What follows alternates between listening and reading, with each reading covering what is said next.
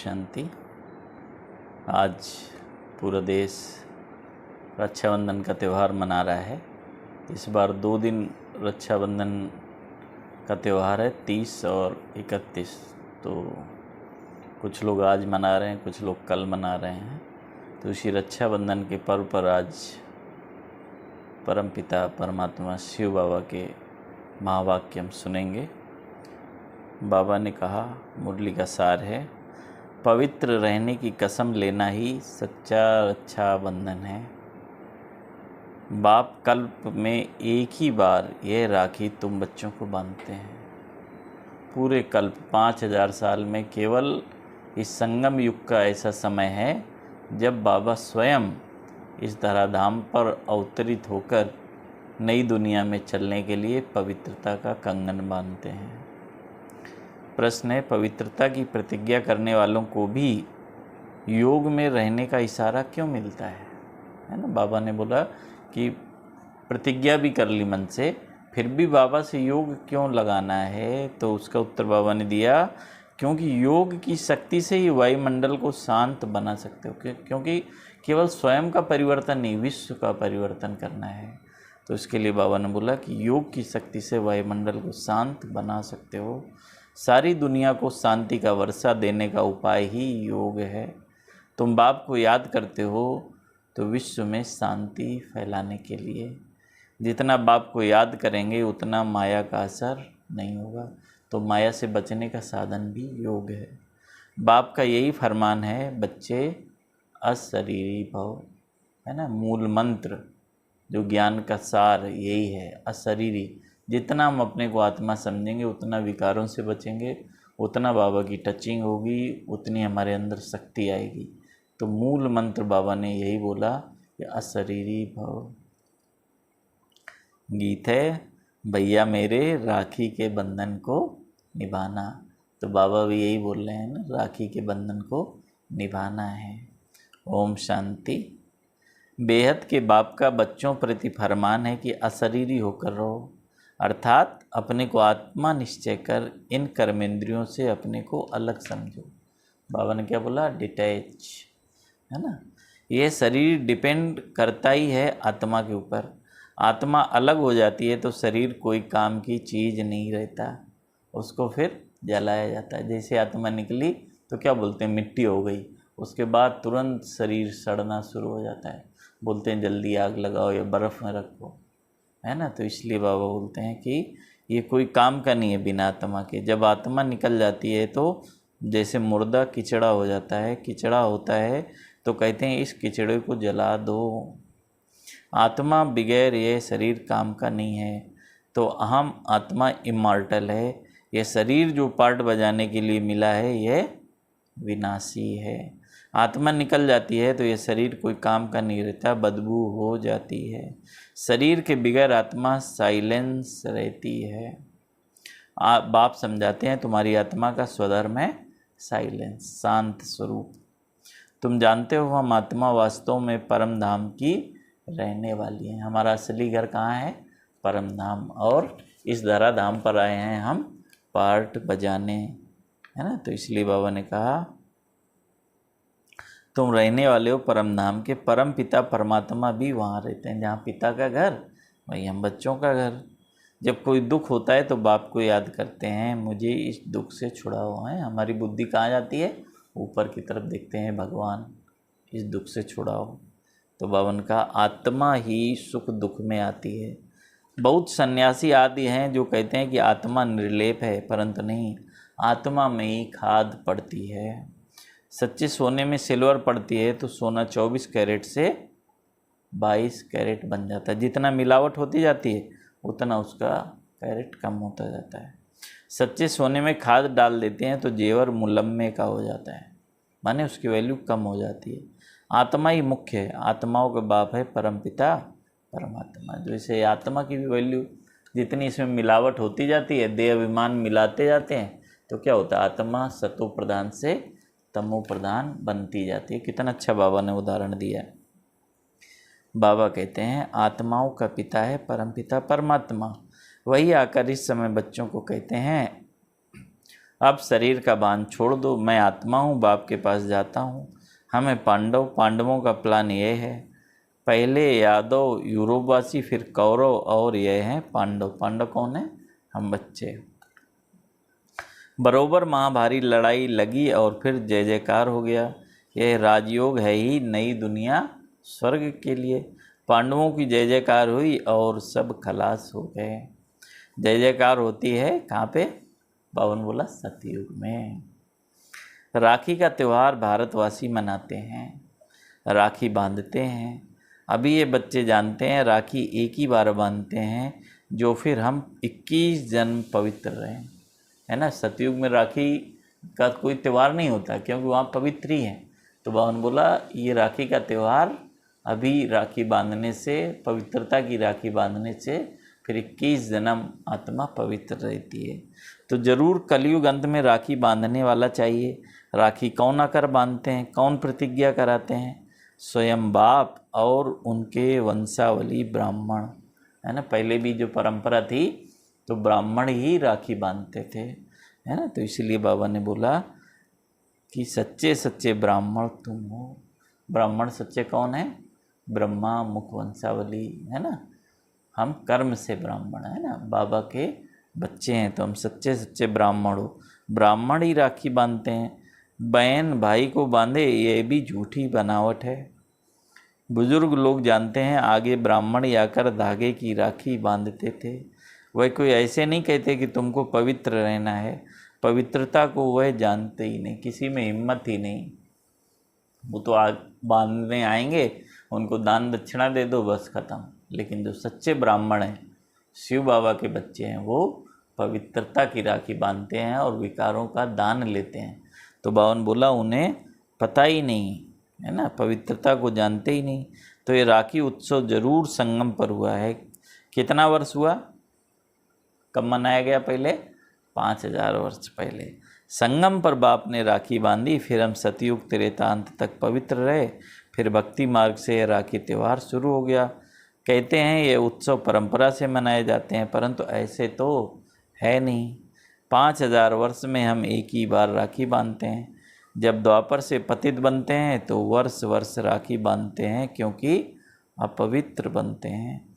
जैसे वर्ष वर्ष रावण को भी जलाते हैं, वैसे वर्ष वर्ष राखी भी बांधते हैं।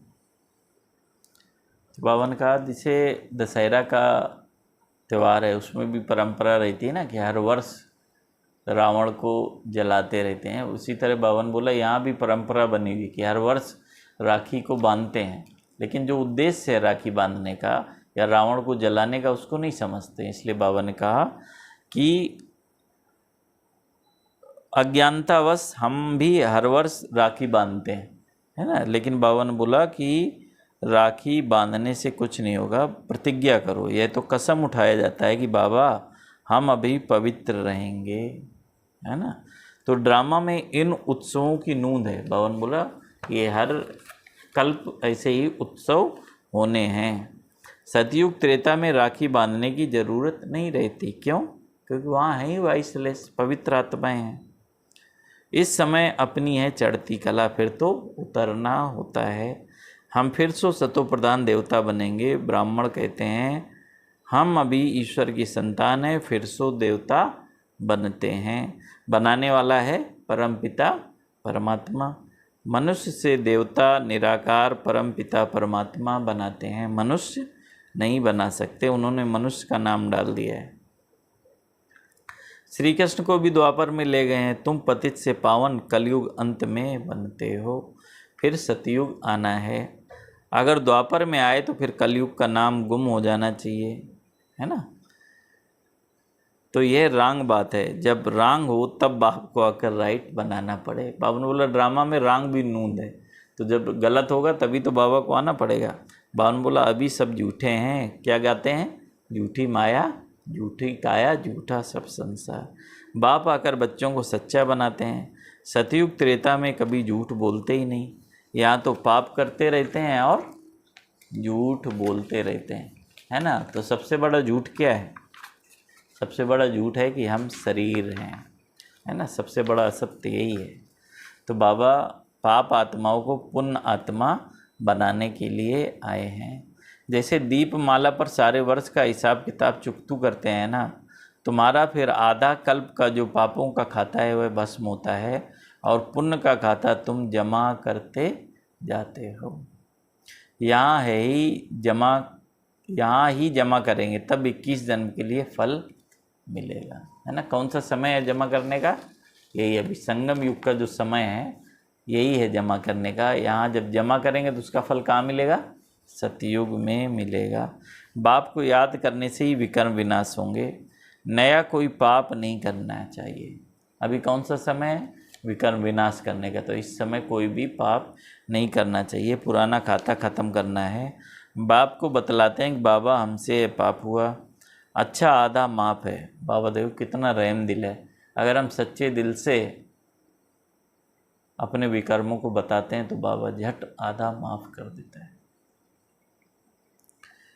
तो बाबा कहते हैं कि बाबा को बताने से आधा माफ़ हो जाता है। इस जीवन में भी छोटेपन में पाप किया है वह बतलाने से आधा दंड कट जाएगा।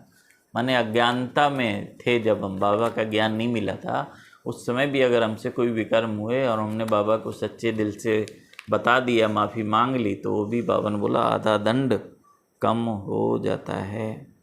इस जन्म की जीवन कहानी से आगे का भी पता पड़ जाता है, क्योंकि संस्कार ले आते हैं ना, फिर उनकी अवस्था का पता पड़ जाता है। यह तो समझते हैं कि दिन प्रतिदिन नीचे ही गिरते आए हैं, दुनिया तमो प्रधान बनती जाती है, पाप बढ़ते जाते हैं। फिर पतित पावन बाप आकर राखी बांधते हैं, अर्थात प्रतिज्ञा कराते हैं तो तुम पवित्र बन जाते हो।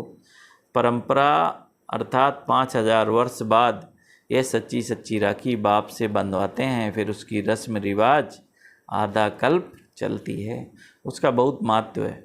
पहले महत्व है जो राखी बांधते हैं उनका उत्सव है मुख्य है। तो कौन राखी बांधता है? शिव बाबा और उनके बच्चे। तो इस राखी का कितना महत्व है कि राखी बांधने के बाद ही, है ना, हम त्यौहार भी देखें कि रक्षाबंधन के बाद ही जन्माष्टमी आता है। तो पवित्रता की जब राखी बांधते हैं तभी श्री कृष्ण का अवतरण इस पवित्र दुनिया में होता है। तो कितना महत्व है। ऊंच ते ऊंच उत्सव है शिव जयंती, है ना। तो बाबा ने बोला भगवान आया तभी तो सब चीज़ का ज्ञान मिला, तो परमात्मा का अवतरण अर्थात शिव जयंती सबसे बड़ा उत्सव है, जिसका कोई को पता नहीं कि वह कब आए, क्या आकर किया। इब्राहिम, बुद्ध, क्राइस्ट आदि कब आए यह तो सब जानते हैं। उनसे आगे सतयुग त्रेता में क्या था वह हिस्ट्री जियोग्राफी कोई नहीं जानता, है ना। द्वापर से तो रिकॉर्डेड है इतिहास, लेकिन उससे पहले का लोगों को कुछ भी पता नहीं है। सतयुग त्रेता में क्या था किसी को पता नहीं। देवी देवताओं की राजधानी कैसे स्थापन हुई, कितना समय चली, ये कोई भी नहीं जानते हैं। मुख से कहते हैं कि सतयुग के लक्ष्मी नारायण सर्वगुण संपन्न, 16 कला संपूर्ण निर्विकारी थे। लक्ष्मी नारायण तो महाराजा महारानी हुए, उनका बचपन भी चाहिए, बच्चों का किसको पता नहीं, है ना। लक्ष्मी नारायण के मंदिर जानते हैं ना, कितने महाराजा महारानी थे, लेकिन बचपन में क्या थे तो बाबा ने उसका रहस्य बताया ना। बचपन में क्या था, उनका नाम राधे कृष्ण। बाबा ने बोला फिर राधे कृष्ण को फिर उल्टा द्वापर में ले जाते हैं। ये मनुष्यों की अपनी कल्पना है। सतयुग की आयु भी लाखों वर्ष दिखा देते हैं, इतनी तो होनी नहीं चाहिए। बाबा ने बोला इतनी लंबी आयु कैसे होगी। खुद भी कहते हैं कि 3000 वर्ष बिफोर क्राइस्ट बरोबर देवी देवताओं का राज्य था, तो फिर सतयुग को इतने वर्ष क्यों दे देते हैं, सहज बात है ना। परंतु माया पत्थर बुद्धि बना देती है, तो बिल्कुल भूल जाते हैं कि हम देवी देवता थे। कल्पना से भी परे हो जाता है कि हम कभी ऐसे हो सकते हैं, है ना, क्योंकि इतने विकारों से घिर चुके हैं। तो बाबा वो स्मृति दिलाते हैं।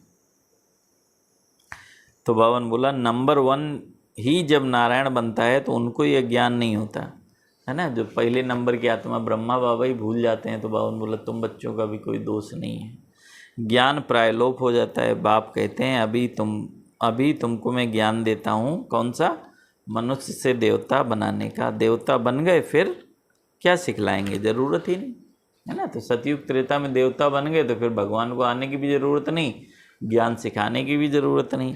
तो राखी का उत्सव भी तुम जानते हो, यह सब उत्सव वर्ष वर्ष होते हैं। कुंभ का मेला, सागर नदी का मेला भी बड़ा भारी लगता है।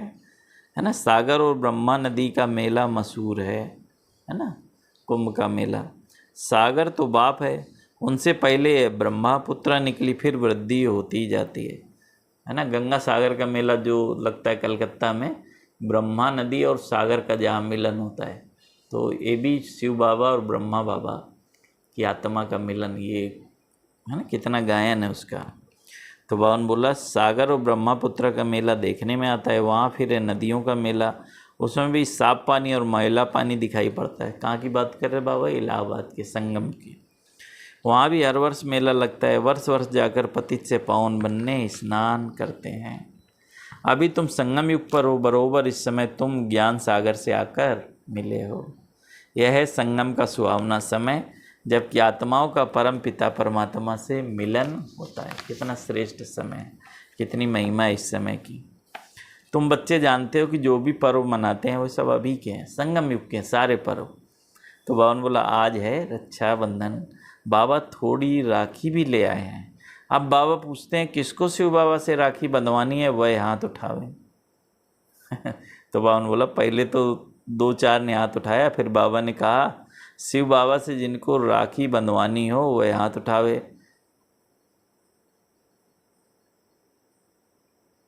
तो मेजॉरिटी ने हाथ उठाया। तो बाप दादा बोले क्या तुम सब पावन नहीं बने हो जो राखी बंधवाते हो? फिर मम्मा से बाप दादा ने पूछा तो मम्मा बोली राखी तो बांधी हुई है, देखो बाबा ने बच्चों की परीक्षा ली तो सब फेल हो गए। मम्मा ने ठीक कहा, तुम तो पवित्र हो ही, बाकी ज्ञान की धारणा पर मदार है ना। तो सब ज्ञान की जो मुरली चल रही है उस समय की बात है मधुवन में, तो सब पवित्र आत्माएं, ब्राह्मण आत्माएं बैठी है ना। तो बाबा ने स्मृति दिलाई है ना, परीक्षा ली है ना, कि जब पहले ही तुमने पवित्रता की राखी बांध ली, वो तो बंधी हुई है ना। तो इसलिए बाबा ने बोला कि तुम तो पवित्र हो, बाकी ज्ञान की धारणा पर मदार है, खजाना तो मिलता ही रहेगा।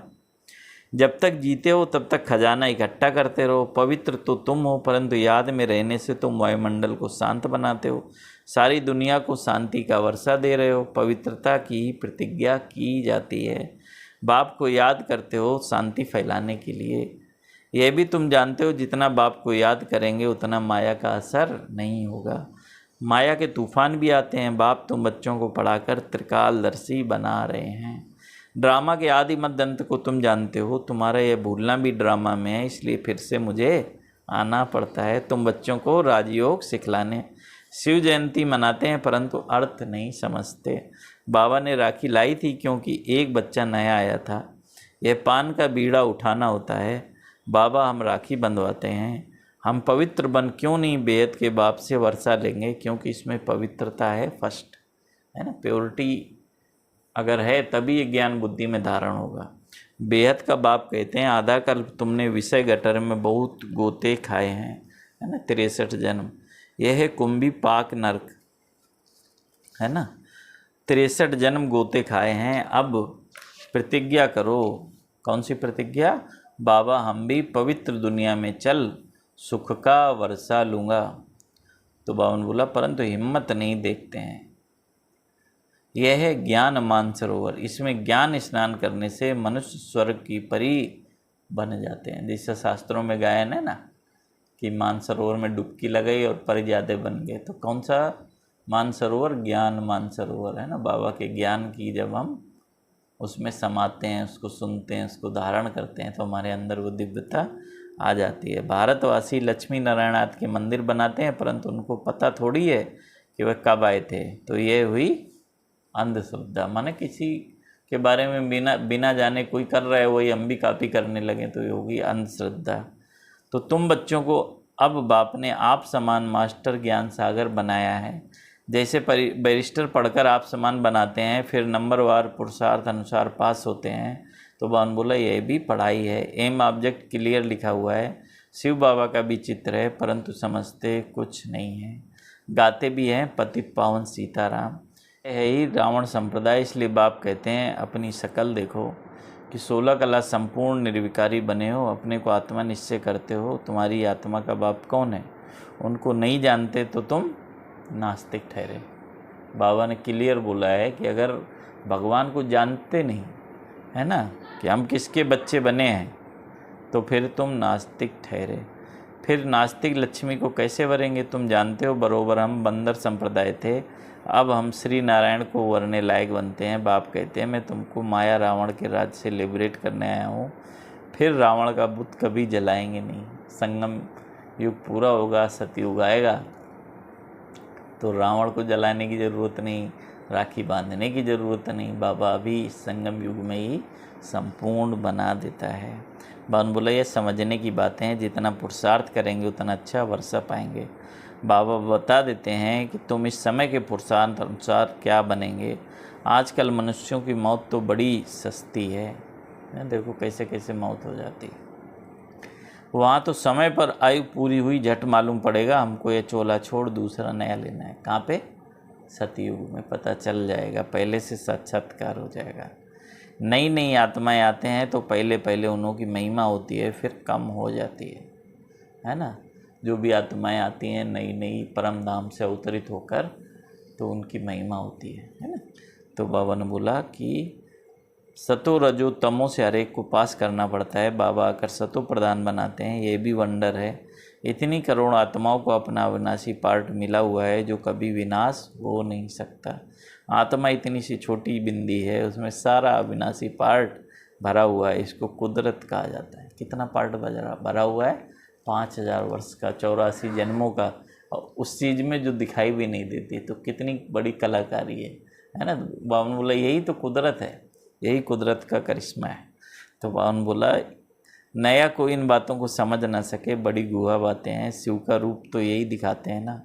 अगर हम इनका रूप बदल दें तो कहें इनकी तो दुनिया से न्यारी बातें हैं। नई दुनिया के लिए नई बातें अभी तुम सुनते हो। इसलिए बाबा शिवलिंग का भी चित्र दिखाते हैं, शिव ज्योतिर्लिंग का भी दिखाते हैं।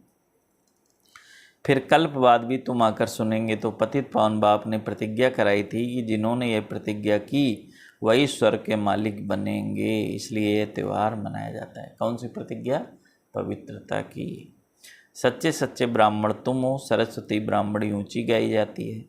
अच्छा, बाबा ने फिर बोला मीठे मीठे सिकलदे बच्चों प्रति माता पिता बाप दादा का याद प्यार और गुड मॉर्निंग। रूहानी बाप की रूहानी बच्चों को नमस्ते। हम रूहानी बच्चों की रूहानी बाप दादा को याद प्यार गुड मॉर्निंग। नमस्ते बाबा, नमस्ते, शुक्रिया बाबा, शुक्रिया। धारणा के लिए मुख्य सार है क्या बाबा ने आज सुनाया है? मुरली का निचोड़, मुरली का सार। पुराने विकर्मों का खाता खलास कर पुण्य का खाता जमा करना है। याद में रहे शांति का वायुमंडल बनाना है। दूसरा पॉइंट है पवित्रता की प्रतिज्ञा कर पवित्र रहने की सच्ची राखी हर एक को बांधनी है। वरदान है सदा दिल खुश मिठाई खाने और खिलाने वाले सच्चे सेवादारी खुश मिजाज भव। कौन सी मिठाई खिलाई आज बाबा ने? दिल खुश, है ना। तो सदा दिल खुश मिठाई खाने और खिलाने वाले सच्चे सेवादारी खुश मिजाज भव। बाबा बोला जो रोज़ अमृत वेले दिल खुश मिठाई खाते हैं वह स्वयं भी सारा दिन खुश रहते और दूसरे भी उनको देख खुश हो जाते हैं, है ना। दादी जान की दादियों को देखते हैं तो कितना खुशी होती है, क्योंकि उनके पास खुशी का खजाना है। तो बावन बोला किस समय मिठाई बंटती है? ये अमृत वेले। तो इसलिए बावन बोला अमृत वेले दिल खुश मिठाई जो खाते हैं वो स्वयं भी खुश रहते हैं, दूसरे भी उनको देख खुश होते हैं। यह दिल खुश की खुराक कैसी भी परिस्थिति को छोटा बना देती है, पहाड़ को रूई बना देती है। तो सदा यही स्मृति रखो कि हम दिल खुश मिठाई खाने और दूसरों के खिलाने वाले हैं। रोने की परिस्थिति में भी मन सदा खुश रहे तब कहेंगे खुश मिजाज। चाहे जैसी परिस्थिति आए हमेशा मन खुश, तब बोलेंगे दिल खुश मिजाज।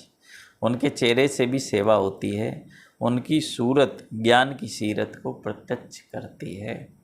स्लोगन है जिसके हर संकल्प से अनेकों को श्रेष्ठ जीवन बनाने की प्रेरणा प्राप्त हो वही पुण्यात्मा है।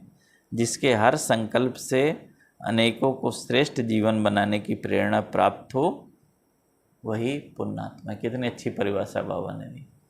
अच्छा, सभी को पुनः रक्षाबंधन पर्व की हार्दिक शुभकामनाएं। और बाबा ने जो आज प्रतिज्ञा कराई उसको जीवन में धारण करना है। ओम शांति।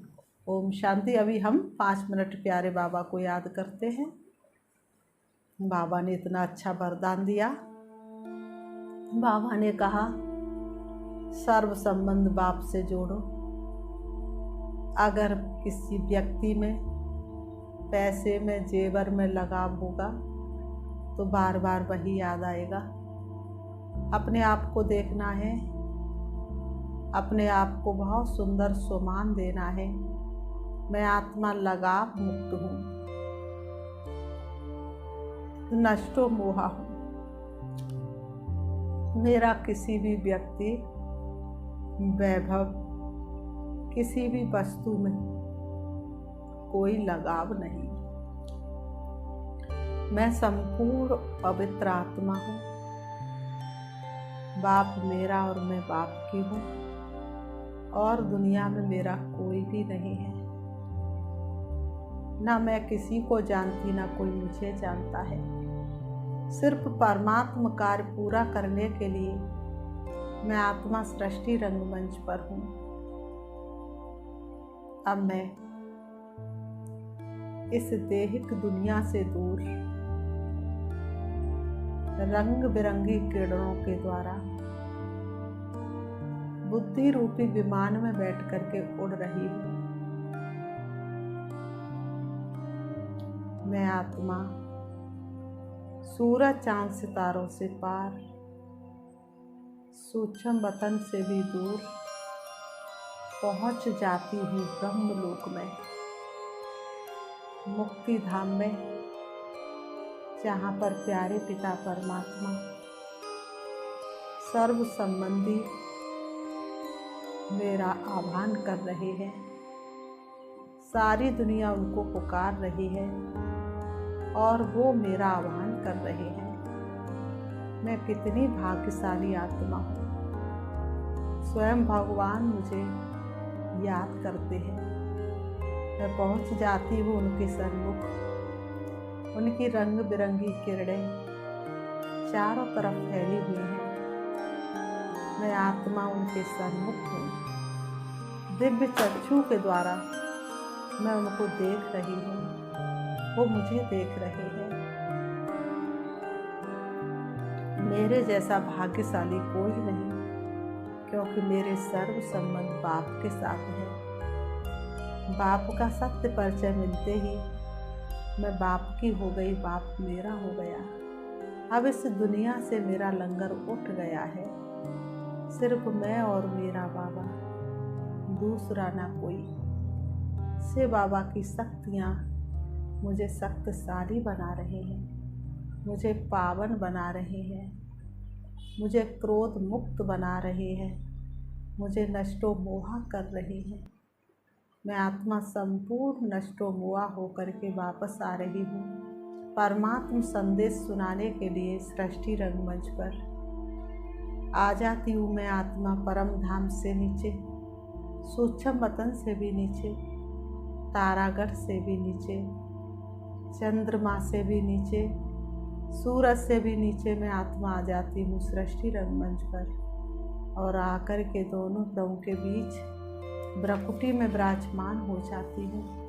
ओम शांति, ओम शांति।